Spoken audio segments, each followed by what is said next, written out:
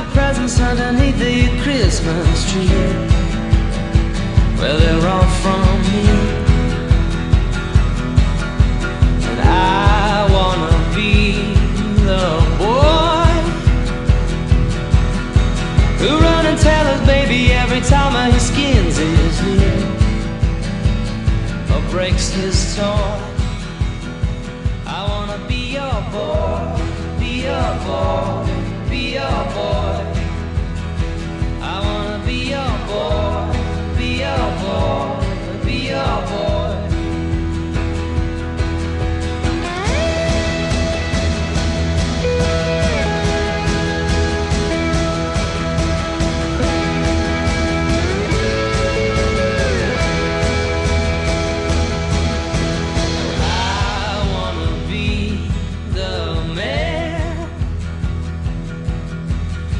Understands his woman, and you know she do right by me. Oh, you understand? And I wanna be the boy who gets you all the pretty little things in your magazines. Oh, it's such a joy. I wanna be your boy, be your boy, be your boy. I wanna be your boy, be your boy, be your boy.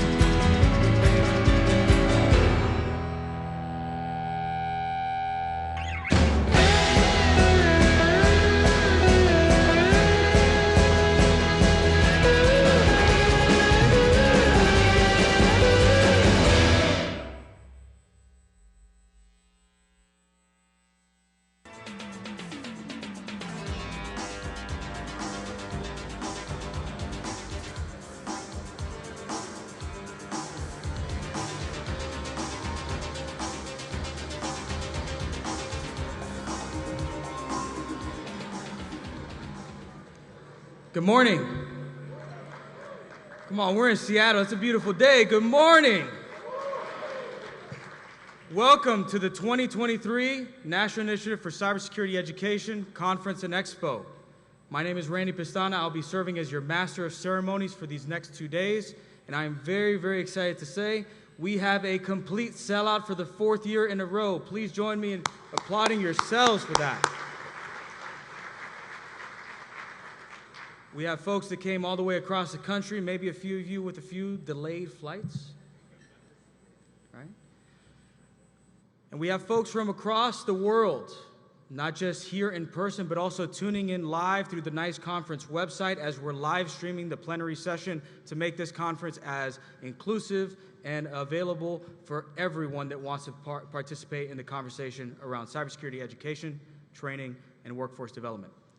Now, obviously, you are the key focus for today and tomorrow, but we cannot do everything that we do without our key partners and our sponsors. So if we can recognize our sponsors, please give them a round of applause for all their support that they provided so that we can continue to keep the registration price down and move forward. Over the next 2 days, you're going to have the opportunity to engage, network, and meet new people under the theme of resetting expectations.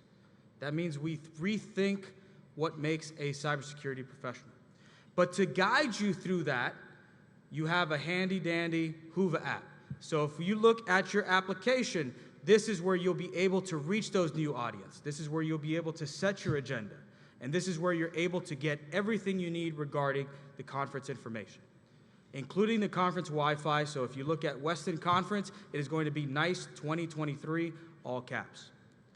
Now, without further ado, let's get right to the conference. And I want to thank you all for your effort. And I can think of no better one to introduce this than the principal investigator of the NICE conference, my boss, the executive director of cybersecurity at FAU, and the director of the Jack D. Gordon Institute for Public Policy at Florida International University. Please join me in welcoming Mr. Brian Fonseca.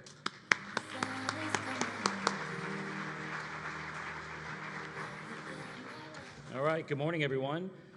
Randy likes to toss around this term boss very loosely, I will tell you that. And if any of you had the opportunity to work with Randy, you know we end up working for him.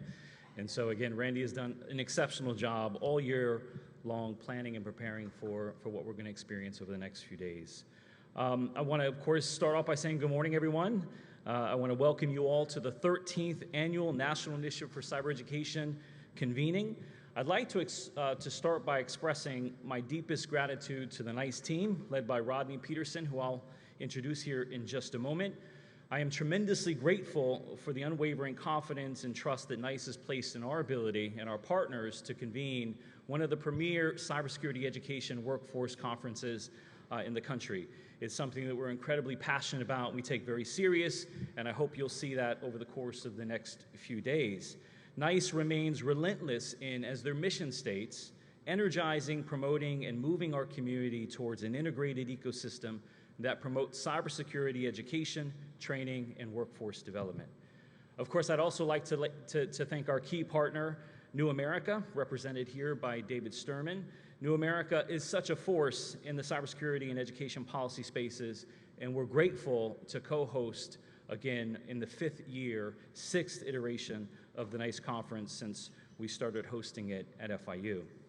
Today, we gather because we understand cybersecurity's critical role in our swiftly changing and interconnected world. Our growing reliance on digital technology, while propelling us into the future, also increases our vulnerabilities to an expanding range of cyber threats. And it's education, coupled with effective collaboration, that I believe is the key to addressing and mitigating the threats. This year's theme is resetting expectations, as Randy just noted, and it's about creating accessible cybersecurity career pathways. It's about reimagining the cybersecurity professional. And I don't mean merely reimagining the cybersecurity professional today, but thinking meaningfully about the cybersecurity professional of tomorrow.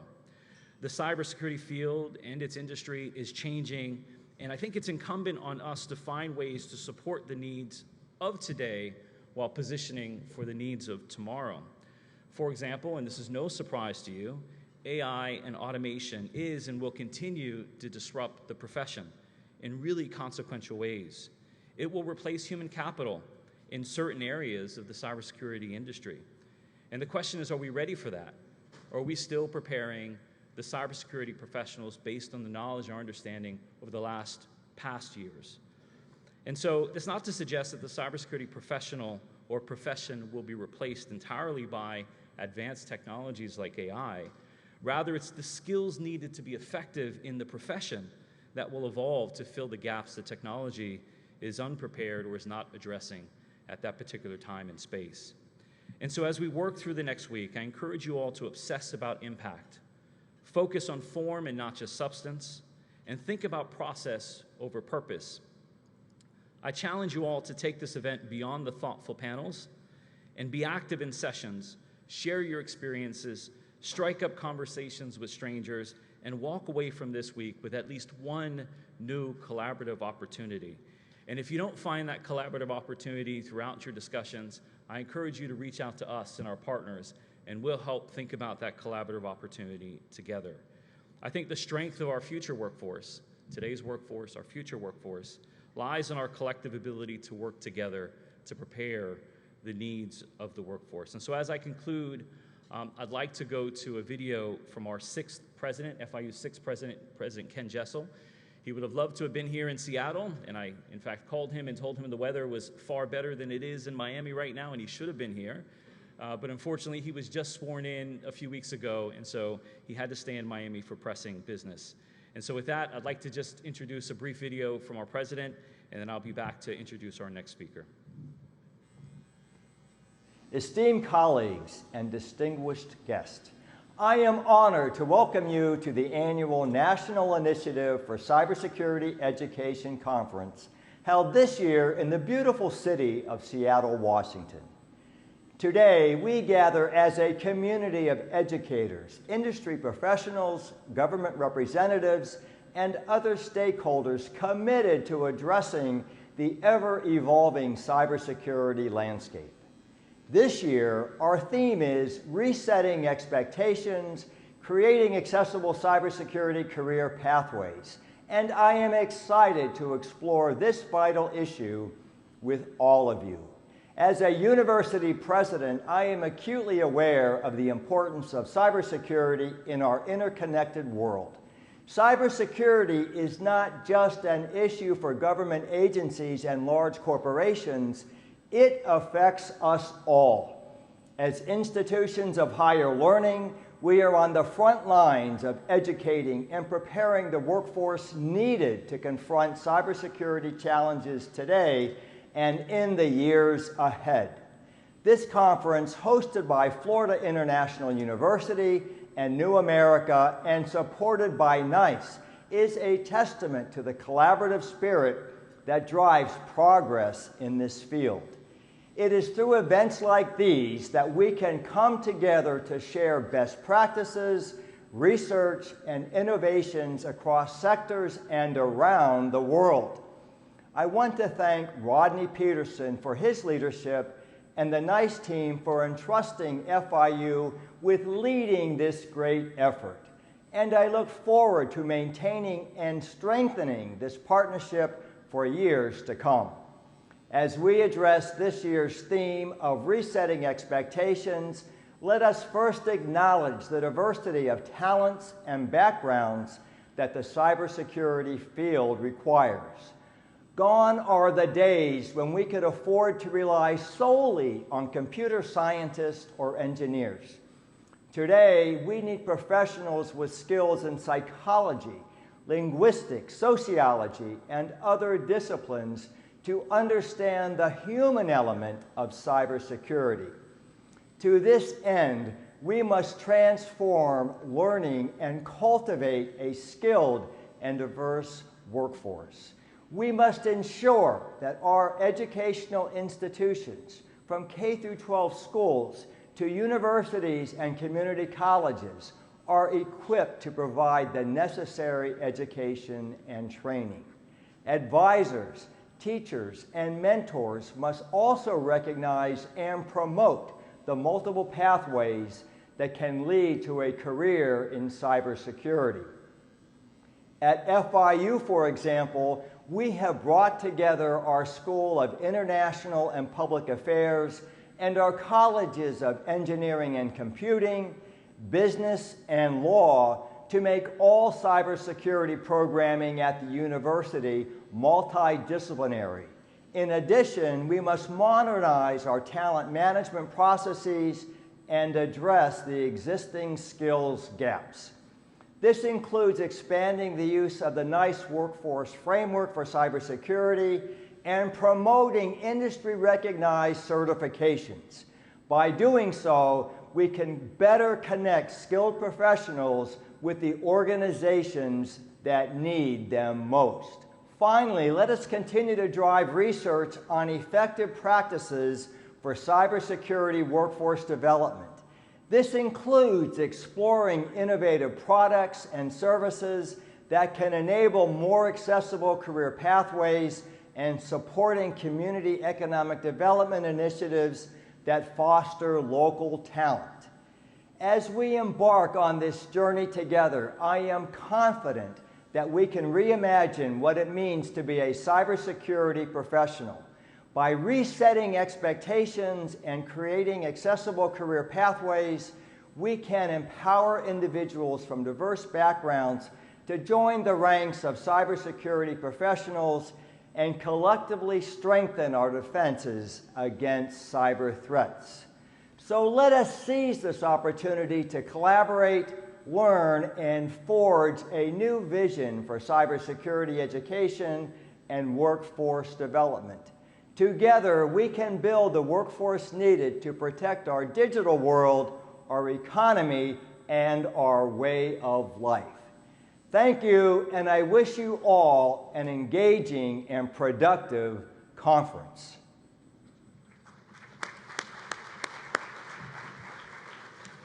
It is now my pleasure, actually my honor, to introduce the director of the National Initiative for Cyber Education, someone in our community that needs really no introduction, Mr. Rodney Peterson.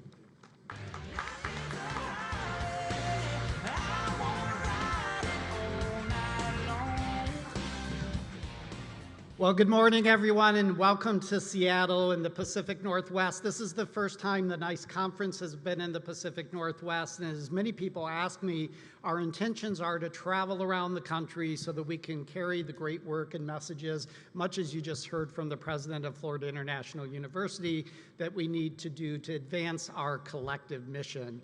And I also want to thank our partners at Florida International University, New America, and the Planning Committee that have made this week's events possible. So give me a big round of applause for our Planning Committee and our partners. You've heard many times already about the theme of resetting expectations, and I want to get us started right away by resetting expectations based on what you've already heard. So at this NICE conference, we're revealing a new brand and logo for NICE, which is simply NICE, eliminating the words National Initiative for Cybersecurity Education for a couple of different reasons. One is we've been around for almost 15 years. We're institutionalized, recognized by Congress through authorizations, and built into a variety of national strategies and recognized internationally. So the initiative word, which often gets confused with institute or other words, is going away. And similarly, our scope, as you heard our mission statement read, is about education, training, workforce development, or those variety of learning experiences that lead to a skilled workforce. So NICE will simply be known going forward as NICE, with a tagline of advancing cybersecurity education and workforce. And if you join us in our booth today, you'll be able to pick up some swag that shows our new graphic and our new logo. We're also proud to be affiliated with the National Institute of Standards and Technology, or NIST, which is in the U.S. Department of Commerce. And I think it's very fitting that the work that we do at NICE, both as a program office but collectively as a community, are helping to advance the nation's economic competitiveness, particularly in the areas of science, standards, and technology. And then the U.S. Department of Commerce is creating the economic conditions for growth, both for our industry but also for opportunities for the American people. You'll see at the bottom a couple of brands from our partners at CyberSeek and U.S. Cyber Command. Those brands will continue to stay the same. But in the very top of this slide here, you see a variety of what we consider to be our signature programs at NICE. And those signature programs will have sub-brands many of you are actively participating in, and will be able to use these sub-brands in appropriate ways. For example, for our events like the NICE Conference, our K-12 Cybersecurity Education Conference, our annual Cybersecurity Career Week in October, as well as the webinar series that we do. It also represents the communities that we support, including the Community Coordinating Council, and you'll be hearing more about that tomorrow, but I encourage you to come by our booth so that you can get information about how to get engaged with the working groups, the communities of interest that are advancing the strategic plan you just heard described by the president of FIU. So I just want to encourage you to stop by our booth, and you'll be able to pick up some of that swag that shows off our new logo.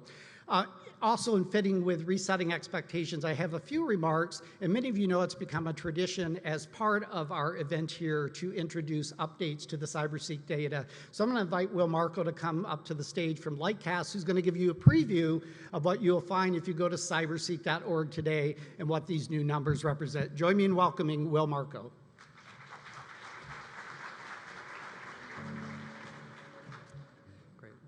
Thank you so much, Rodney. It is great to be here today, and I'm thrilled to give you all a sneak peek of the new data and the new features that we just released in CyberSeek this morning. So as many of you know, in 2016, we first developed CyberSeek with a mission of providing the most actionable, accessible, and up-to-date data possible about the cybersecurity workforce.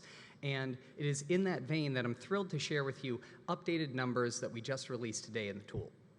The most recent data from the past 12 months showed that there were over 663,000 job openings for cybersecurity jobs in the United States, and there are over 1.1 million existing cybersecurity workers. Now, for anybody who remembers the last round of data, you'll recognize that this represents both a decrease in job openings as well as an increase in employed workers, which suggests that we are making some progress in closing the gap.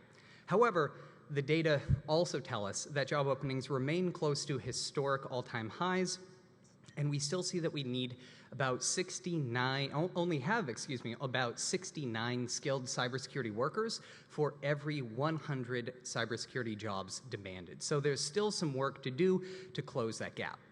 And in the interest of helping everybody in this room to further that goal of closing the talent shortage in cybersecurity, I'm thrilled to announce 3 exciting new features that we have incorporated into CyberSeek today.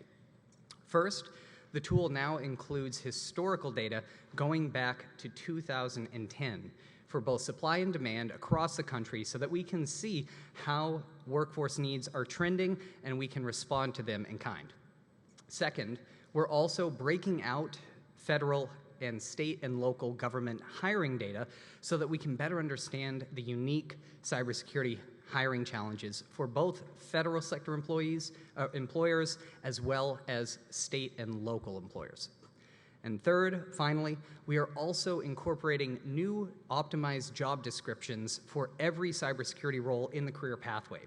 These job descriptions are based upon the underlying skills that are actually necessary within each of these roles, not just credentials or degree levels. And employers can use these job descriptions to take more of a skills-based approach to hiring and expand the aperture of hiring for cybersecurity roles so that they can bring in a larger and more diverse candidate pool. I hope you all are going to be as excited about the new numbers and the new features as I am. If anybody has any questions, I will be hosting some office hours later today at the NICE booth during the exhibit hours at 2:15, so please feel free to come by and ask any questions about CyberSeek, about the new data or the new features. Happy to speak with you about them. And I certainly hope that these new data and new features will continue to further CyberSeek's mission of providing the most actionable, accessible, and up-to-date data possible about the cybersecurity workforce, and that they will help you all fulfill your mission in helping to grow the next generation of cybersecurity workers. Thank you. Thank you, Will, and we certainly appreciate the partnership we have with Lightcast and CompTIA in continuing to provide this timely and important data to drive our decisions. Next, I want to reset expectations by talking about some of the Department of Commerce's perspectives on highly effective workforce investments. If you go to the Department of Commerce website, you find this list of effective practices there, and I just want to highlight a few. One thing that's been really the mainstay of all that we do at NICE and in the Department of Commerce is that our efforts must be employer-led, whether it's private sector employers or public sector employers. And I think this conference is a great way for us to demonstrate and illustrate where all of us who might be in education training or supporting learners need to hear from employers about what their current and future workforce needs are. And so the partnerships that we establish first start with that perspective. Secondly, I'll talk more about this in a moment, but the nature of communities working together, after all, that's in the NICE mission statement, and these multiple community partners are going to be key to your success and our nation's success. Something that's relatively new and especially important is the provision of wraparound services to the job seekers or learners. We do not always appreciate, as we're creating opportunities for all Americans, that not every American is in the same circumstance or situation and may need simple but important things like childcare, or they may need career development support, or they may have other needs that their communities need to come around and provide. So wraparound services is something we're focusing on increasingly. You'll hear a lot throughout the conference. I'm happy to see about diversity, equity, and inclusion, and I'll have more to say about that in a moment. Making sure that we prioritize proven learning models like cybersecurity apprenticeships, and we were pleased to have a work-based learning seminar yesterday led by our partners at the Department of Labor Office of Apprenticeship that just continues to reinforce that. Stackable industry recognized credentials. You know, we heard the speakers already talking about not only degrees and certifications, but it could be certificates or badges or whatever else demonstrates the knowledge and skills that learners have, and make sure that we support and promote them. Also making sure that we're measuring and evaluating outcomes, which is something we'll double down on in NICE this year through our Community Coordinating Council, as well as the program office, to make sure that we're measuring outcomes. Sustainable systems and partnerships is also key. There's a lot of federal funding that supports the work you're doing in academia and industry for cybersecurity education, training, and workforce development, but that funding does end and often needs to be sustained upon the period of that funding, which is why the last bullet here also talks about leveraging other sources of funding, both across the government as well as private funding. I do also want to indicate, even though I talked about the brand and logo of NICE, part of NIST, and the Department of Commerce, we have great partnerships across the federal government. The Biden administration refers to the Secretaries of Labor, Education, and Commerce as kind of the workforce administration, but in cybersecurity it certainly doesn't end there, and representatives are here from the National Science Foundation, certainly the Department of Homeland Security and the Cybersecurity and Infrastructure Security Agency, that are helping to defend cyberspace in our homeland, and then of course the Department of Defense, including the National Security Agency, Cyber Command, Federal Bureau of Investigation, and others that are critical to national security as well. So these principles talk about the importance of those relationships both across the public and private sectors, but also within the federal government. Another way that the Department of Commerce and Labor are resetting expectations is letting employers as well as learners or job seekers know what a good job looks like.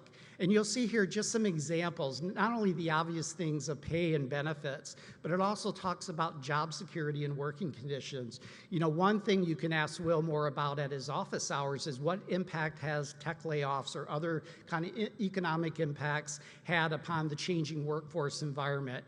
And so those issues become important, as do recruitment and hiring, especially in the context of creating a diverse and inclusive workforce.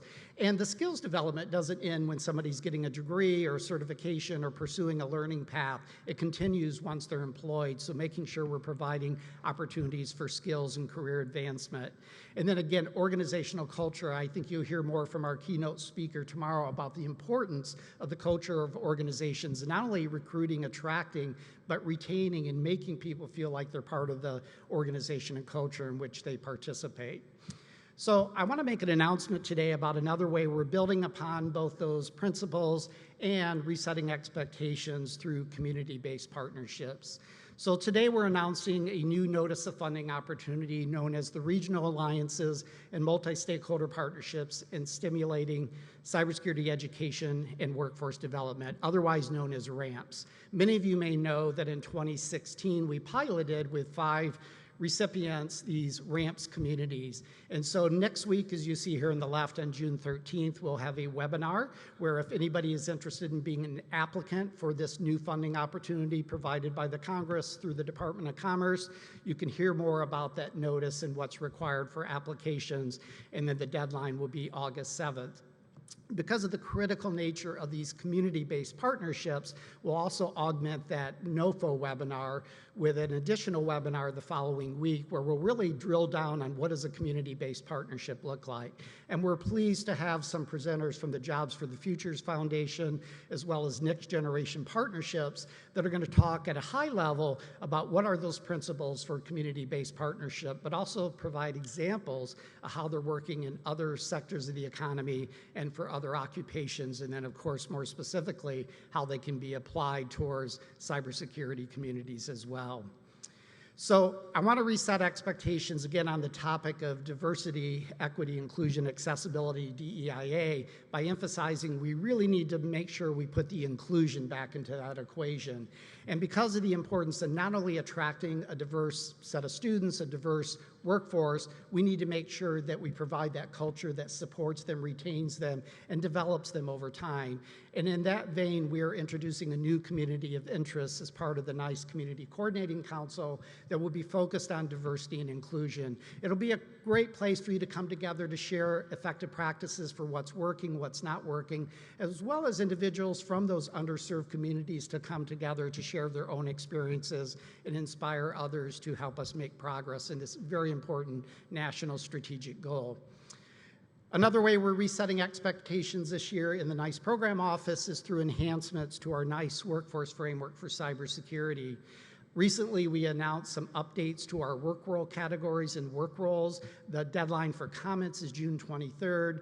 We intentionally delayed that comment deadline to follow this conference, so for those of you who hadn't learned about it through other venues, we'll have just a few more days to respond to that, so please do so. And then coming later this summer and fall are going to be additional publications related to NICE framework competency areas, proposal of what those competency areas might look like, and revised task knowledge skill statements, including the refactoring of our previous ability statements. Because the NICE framework has become not only widely respected in the US and internationally, we often get asked by Congress or other organizations to develop workforce frameworks for other critical and emerging technologies. In response to that, we've developed a playbook for workforce frameworks based upon the NICE framework that uses its building block structure of TKS statements, encourages the inclusion of work roles and competency areas, adopts our attributes of agility, flexibility, modularity, interoperability, and then of course is being responsive to the shifts and changes in critical and emerging technologies. So you'll see ways that this playbook, which is available online for anybody to use, can be used for other workforce frameworks as well. So finally, in conclusion, just a couple final slides to announce things to expect at the conference and in the coming weeks. As Will said, he will be available this afternoon at our exhibit hall table to answer any questions you may have about CyberSeek or to engage directly with him. And then one of the other programs we're so excited to sponsor is the US Cyber Games, and Jessica Gulick, who is here from that organization, will be available tomorrow morning in our exhibit hall booth for you to ask questions as well. And just one little plug for US Cyber Games. It's an international competition of which NICE and CISA and other private sector organizations are sponsoring to create a US cyber team. Last week we launched season 3, but in July, early August, we will be hosting in the United States in San Diego the second international cybersecurity competition. So whether you do it in person or from afar, please root on the US team in that competition, with all due respect to our colleagues from the UK and other countries who are here today. And then finally, in addition to all of the things that are happening here this week, just a reminder of the webinar next week related to our NOFO, the following week, the webinar on the community-based partnerships, the reminder about the NICE framework call for comments that are coming soon. Really do want to invite you, if you're not already engaged in the Community Coordinating Council, to do so. We have our next meeting later this month. Tomorrow, one of the co-chairs of that Community Coordinating Council will be here and will provide a little more information. But as indicated, we have working groups aligned to our strategic plan and communities of interest in the areas of apprenticeships, competitions, K-12 education, a NICE framework users group, and beginning in July on diversity and inclusion. Again, the RAMPS Notice of Funding Opportunity applications will be due in August. Cybersecurity Career Week will be back again the third week in October, and we already have some exciting kickoff events planned for that week. And then, of course, the K-12 conference, which will end our calendar year of events in December in Phoenix. So again, let me be the first but not the last to tell you to have a nice day and a nice conference. Thanks, everyone.